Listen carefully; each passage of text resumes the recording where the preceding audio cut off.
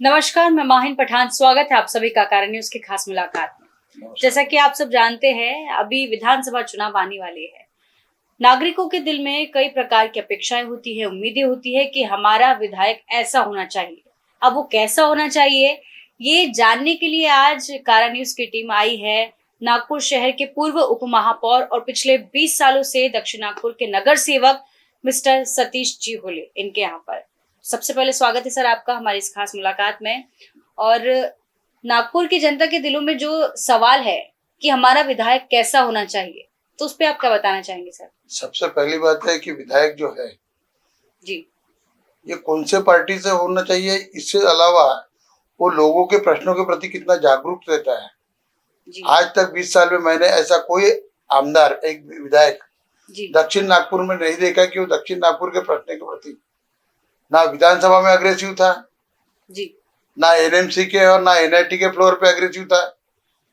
सिर्फ एक मंदिर में जाके महाप्रसाद करना, एखादे कार्यक्रम में अटेंड होना, एखादे रास्ते का भूमि पूजन करना, जी, इसके अलावा आज तक मैंने महापौर अपना ये आमदार विधायक को जनहित के बारे में कोई प्रश्न उठाते हुए नहीं देखा।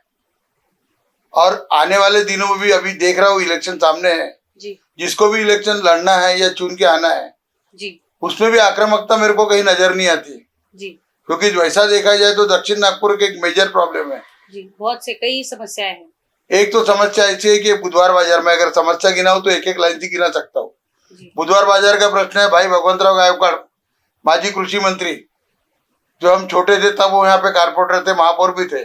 जी, उन्होंने पहली बार बुधवार बाजार में बोल्डर डाले, जी, कीचड़ होता था करके बोल्डर डाले। उसके बाद आज तक महानगर पालिका की जगह है 5-6 एकड़, आज तक किसी भी नेता को जी, दक्षिण नागपुर में एक में बाजार है, जी, जो बाजार की तरफ ध्यान देने के लिए किसी भी नेता को वक्त नहीं है, जी, या उसका कुछ मसला हल नहीं हुआ होगा। अनदेखी की जा रही है कई सालों से, जानबूझकर से अनदेखी की जा रही। जी, साथ साथ उसी में जी, बुधवार बाजार में पीने के टंकी के बाजू में कचरे का संकलन करती है महानगर पालिका, लोगों के स्वास्थ्य के साथ कहीं ना कहीं खिलवाड़ हो जबकि रहा है। भारतीय मानक ब्यूरो की तरह कौन सी चीज कैसी करनी चाहिए, जी, इसका इस देश में कौन सी चीज कैसी होनी चाहिए, इसका पूरा डिटेल दिया हुआ है।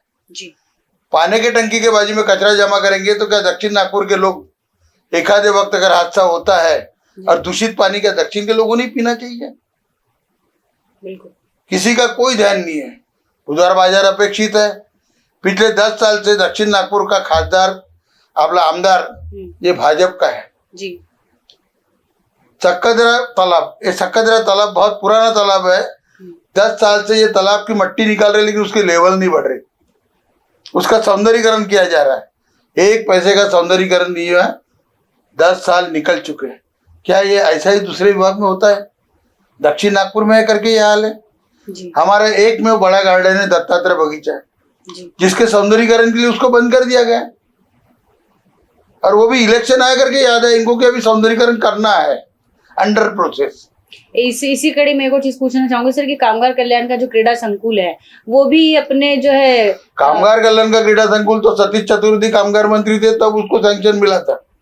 उसके बाद अब तक कुछ नहीं। वो 5 करोड़ का था उस वक्त उसकी कॉस्ट। आज उसकी कॉस्ट 50 करोड़ रुपए हुई, जी, लेकिन उसमें 10% भी काम आज तक हुआ नहीं है। और जो फंड आया वो कहाँ गया यही समझ में नहीं आता। और किसी भी नेता को 10 साल से किसी आमदार ने उधर ध्यान नहीं दिया, जबकि 10 साल से महाराष्ट्र में भाजपा की सरकार है और अपने शहर के नेता महाराष्ट्र के नेता है। देवेंद्र जी खुद है, जी, और देवेंद्र जी के आमदार यहाँ पे है। और उस चीज में अगर कोई ध्यान नहीं देता तो दक्षिण के लोगों ने कैसा आमदार चुनना चाहिए? जी, अभी लास्ट टाइम 10 साल पहले अपने यहाँ मानेवाड़ा परिसर में डंपिंग यार्ड का रिजर्वेशन है, जी, और साथ ही झुड़पी जंगल का रिजर्वेशन है। चिखली लेआउट और मानेवाड़ा को लग के छोटे छोटे नगर है, वहां पे मकान बन चुके हैं। जी, 80% 90% मकान बन चुके। इसी मुद्दे को लेकर 10 साल पहले भाजपा सत्ते में आई, लेकिन आज तक रिजर्वेशन जैसे के वैसे है। फिर इलेक्शन आ गए तो माननीय आमदार जी के पोस्टर लगे हुए हैं, डिप्टी सीएम को पत्र देते हुए कि आने वाले चंद दिनों में यहाँ का रिजर्वेशन निकलने वाला है। फिर रिजर्वेशन के नाम से वोट मांगना है, फिर नेता चुन के आना है, फिर प्रॉब्लम जैसे के वैसे रहना है। अभी यहाँ पे अंबिका नगर में एक नाला है, मैं 20 साल से कारपोरेट डिप्टी मेयर था, तब भी मैं गया था। जब भी बारिश आती है वो नाले के ऊपर में सब नेता आते हैं, आमदार होता है, अधिकारी आते, देखते हैं, कुछ भी नहीं। कहने का मतलब क्या है कि दक्षिण नागपुर की तरफ किसी नेता का ध्यान नहीं जी। और रही बात, मैं पब्लिक को भी, क्या आह्वान दें? मतदारों को भी ये गुजारिश करूंगा कि एक तो हमको नेता अच्छे नहीं मिले जी। और जो मिले तो उन्होंने आज तक कोई ध्यान दिया नहीं, आगे देंगे भगवान जाने। तो फिर लोगों से क्या अपील है सर आपकी कि दक्षिण नागपुर की अगर तस्वीर बदलनी है तो उन्होंने क्या करना चाहिए? दक्षिण नागपुर की तस्वीर बदलना है तो दक्षिण नागपुर में एक ऐसा नेता हो, जी। जो भी नेता हो, उसको ये करना चाहिए लोगों ने कि भाई ये प्रश्नों के प्रति आप क्या किए और क्या करने वाले हो। परखने की जरूरत है कहीं ना कहीं जनता को। हाँ, यहाँ तो जात पात ये वो पैर पढ़ लिया, अच्छा है ये पार्टी वो पार्टी, अरे पार्टी छोड़ो। व्यक्ति पश्चिम का नागपुर में सही 24 घंटे पानी, दक्षिण नागपुर में 1 घंटा भी नहीं है। कहाँ है जनप्रतिनिधि? आ जाके हर चीज नगर सेवक के मत्थे मान देते हैं। आमदार को पूछो कि यहाँ क्या हुआ, नगर सेवक क्या है तुम्हारा, विषय खत्म। तो कहीं ना कहीं जो है अपने काम का बोझ जो है नगर सेवकों को ढकेल के नगर सेवक को डाल के, पब्लिक भी थोड़ी सी इनएक्टिव है जी। वो भी आ जाके हर प्रश्न को तरफ हम नगर सेवक की तरफ उंगली दिखाती है। एक्चुअली जो प्रश्न आमदार के लेवल के है, जी आज दक्षिण नागपुर में गंदे पानी की समस्या बहुत बड़े प्रमाण पे है। जी बिल्कुल, काफी बीमारियां फैल रही, इससे बहुत लोग आज तक परेशान किसी भी ने एखादी मीटिंग लेके हेल्थ डिपार्टमेंट कोई आमदार ने कि कोणते एरिया में ये गंदा पानी कैसा आता है, इसके लिए क्या डेवलपमेंट करने पड़ेंगे, इतनी पुरानी गटर लाइन से कौन सी रिप्लेस करना पड़ेगा, कहाँ एडिशनल डालना पड़ेगा, उनको पूछा तो सीधा नगर सेवक। इनका तो कोई काम ही नहीं है। इसलिए मेरी आपसे गुजारिश है, आपके माध्यम से, चैनल के माध्यम से, जी कि ज्यादा से ज्यादा लोगों में अलर्टनेस लाए जी ताकि वो अच्छा जनप्रतिनिधि चुन सके। सोमवार दक्षिण नागपुर में एक में स्विमिंग टैंक है जी जी जो 5 साल से बंद है। एक स्विमिंग टैंक चालू करने के लिए 5 साल लगते हैं मेंटेनेंस के लिए।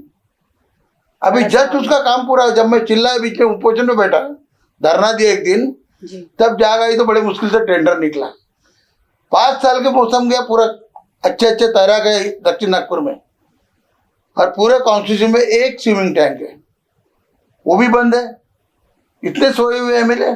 स्विमर्स का कहीं ना कहीं यहाँ बहुत बड़ा लॉस हो रहा है, कह सकते हैं हम, हमारे जनप्रतिनिधियों की नजरअंदाजी से, उनके अंदर हाँ, उनकी निष्क्रियता से निश्चित रूप से दक्षिण नागपुर के जनता का ये नुकसान है और उन्हें निश्चित रूप से इसके ऊपर विचार करना चाहिए। तो विधायक से क्या कहना चाहेंगे, जो दक्षिण नागपुर के हमारे विधायक, उनसे क्या कहना चाहेंगे? इतनी सारी ये समस्या इतने सारी समस्या, इसके बारे में आपने क्या किया और क्या कर सकते चंद दिनों में? तो ये जवाब तलब किया है सर ने जो है विधायक सर से, सीधे चैनल के माध्यम से हम कह सकते हैं। आपके चैनल के माध्यम से इतना ही कह सकता है कि ये जो प्रश्न है जी निश्चित रूप से कलाकारी न करते हुए जी ये प्रश्नों को कहीं से भी छुड़ाना चाहिए, इंसानियत से छुड़ाना चाहिए, ना कि लिपापोती करनी चाहिए।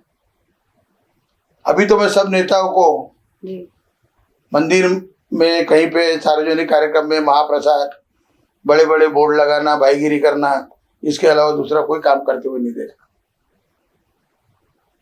तो सामाजिक कार्य कहीं ना कहीं करने में पीछे रह रहे हैं दक्षिण नागपुर के विधायक, ऐसा आपका कहना है? हाँ, मराठी में एक मान है, जी यानी जो कहते हैं ना, जिसका सरदार हम्म, निकम्मा हो उसकी फौज निकम्मी रहती है।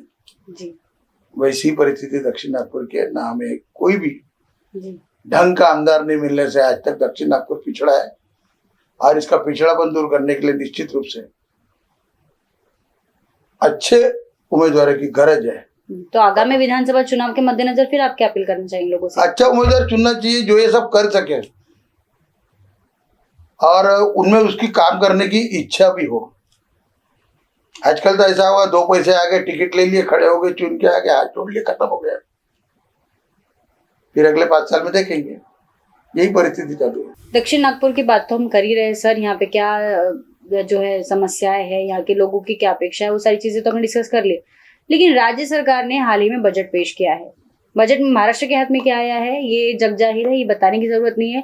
उस पर आप क्या कहना चाहेंगे कि क्यों महाराष्ट्र को पीछे रख दिया गया? क्या इसके पीछे शायद ये सेंट्रल वजह हो गवर्नमेंट सकती को है? जिनका सपोर्ट है जी वो 2 राज्यों को तो उन्होंने अपना ये दे दिया।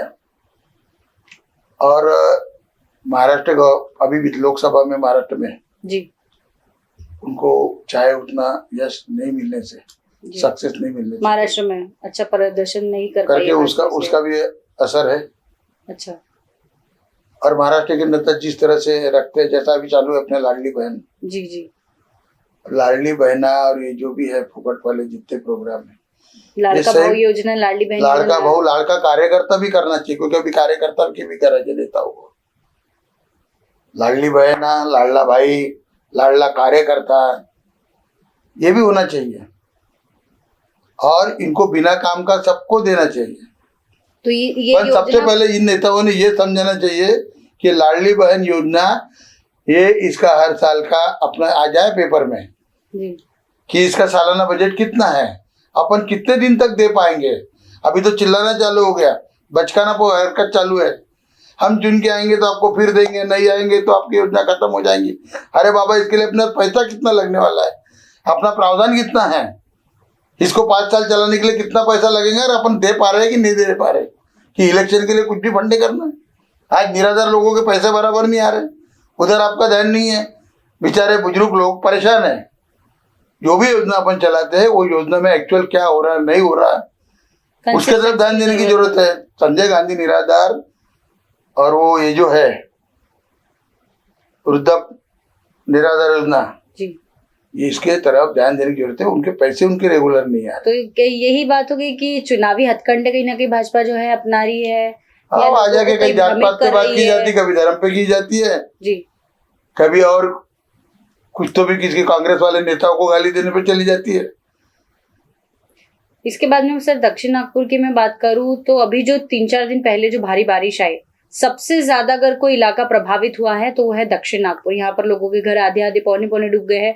उसके बाद में भी अब तक कोई राहत निधि उन लोगों को नहीं मिली है, लोग परेशान है, उनका अनाज खराब हुआ है, भारी नुकसान हुआ है। उसके बाद में भी कुछ जो है कोई सामने नहीं आया है अब तक उनकी सहायता के लिए। तो इस पर नहीं, कुछ नेताओं ने फोटो खींचे जी, जो पद पे है, एक्चुअल जो पदाधिकारी है पद पे है, उसका काम होता है प्रशासन को साथ में लेकर लोगों का प्रॉब्लम सॉल्व किया जाए।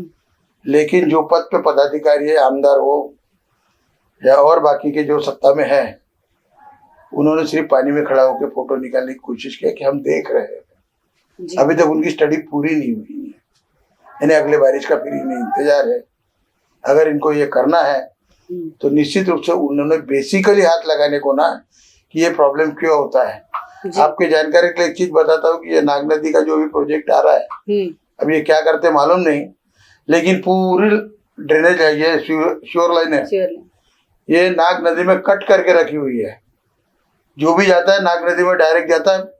अपन इधर लगाते ना, ये लगाया अपन ने कि नाग नदी का पानी हम प्यूरिफाइड करके फिर से छोड़ रहे हैं फिल्टर। अरे वो छोड़ने के बजाय ये जो सीधी ड्रेनेज लाइन तो आपने खोल के रखी है, आप कहीं भी जाके देख लीजिए पूरे शहर में।